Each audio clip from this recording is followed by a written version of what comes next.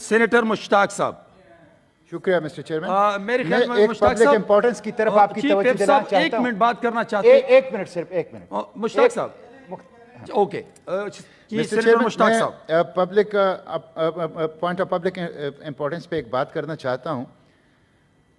کل سوات کے اندر ایک فیک انکاؤنٹر ہوا ہے اور اس میں 55 سالہ علی سید اور اس کا بیٹا 19 سالہ انیس ان کو قتل کر دیا گیا ہے اور اس کی باقاعدہ سی سی ٹی وی کیمرے نے پوری تفصیل جو ہیں وہ سامنے رکھی ہے.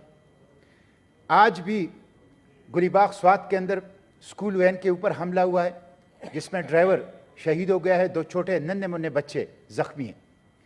آج تیمرگرہ کے اندر بھی اسکول گاڑی کے اوپر حملہ ہوا ہے جس میں لوگ زخمی ہیں. مسٹر چیئرمین, یہ بہت افسوسناک صورتحال ہے.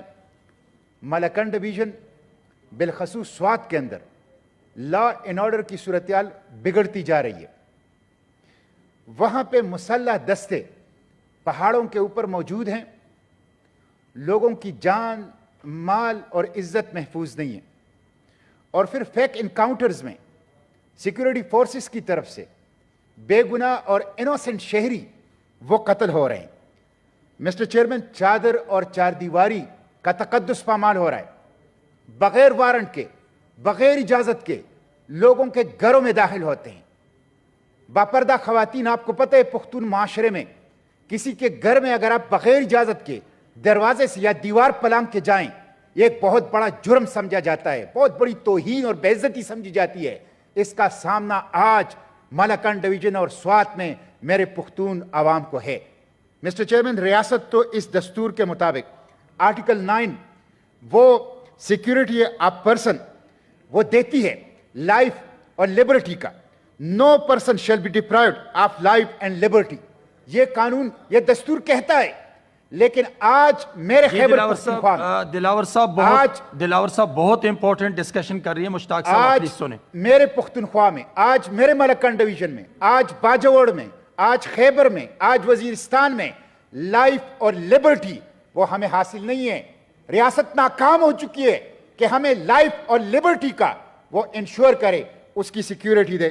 اس لیے مسٹر چیئرمین, یہ سینیٹر گردیپ سنگھ یہ ان کے علاقے کے لوگ تھے, چکیسر شانگلا, اور ہم دونوں کی طرف سے یہ ہے, یہ جو علی سید ہیں 55 سالہ اور ان کا بیٹا 19 سالہ, یہ دونوں ان کے علاقے سے تھے. اس لیے مسٹر چیئرمین, میں آپ سے درخواست کرتا ہوں کہ یہ ہیومن رائٹس کا ایشو ہے.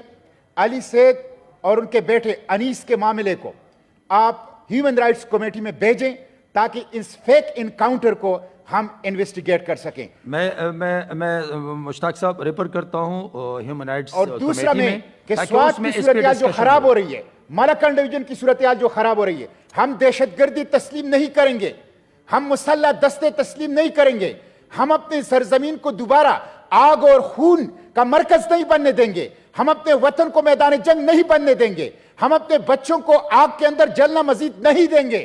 مسٹر چیئرمین, خواہ وہ مسلح دستوں کی طرف سے بدامنی ہو اور خواہ وہ سیکیورٹی فورسز کی طرف سے ظلم ہو, ہم دونوں کا مقابلہ کریں گے. میں آپ سے درخواست کرتا ہوں کہ کمیٹی آف دا ہول وہ مالاکنڈ ڈویژن, وزیرستان, خیبر, باجوڑ اور سوات کی صورتحال کو ڈسکس کریں اور ہمیں بتائیں صوبائی حکومت کیا کر رہی ہے, وفاقی حکومت کیا کر رہی ہے, سیکیورٹی فورسز کیا کر رہے ہیں, انٹیلیجنس ایجنسیاں کیا کر رہے ہیں. لوگ پریشان ہیں, لوگ خوفزدہ ہیں, ان کی جان اور مال محفوظ نہیں ہے.